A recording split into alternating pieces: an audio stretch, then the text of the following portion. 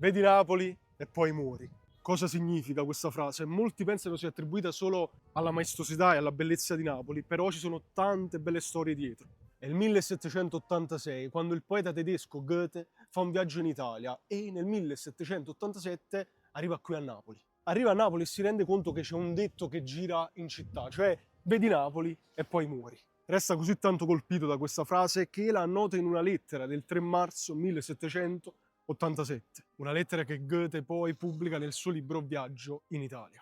Per lui la frase vedi Napoli e poi muori significa proprio questo: dopo che hai visto Napoli non devi fare nient'altro, è così bella che devi solo morire. E poi c'è la storia di questa frase, quella più cruda, quella più vera, il cammino dei condannati che camminano, guardano Napoli e poi muoiono.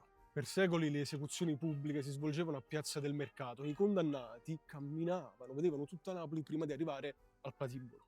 Vedevano Napoli davvero e poi morivano. Era il loro ultimo passaggio, la loro ultima vista. Poi c'è anche la napolitudine dietro questa frase. Vedi Napoli e poi muori, che significa? Che arrivi qui, lasci un pezzo di te, lasci una parte di cuore e quando parti muori. Muori dalla voglia di tornare, muori di nostalgia, quella malinconia che dice io devo tornare qui per riprendere quella parte di me che ho lasciato. Alla fine vuol dire questo, che Napoli ti riempie, ti compie, ti fa persona.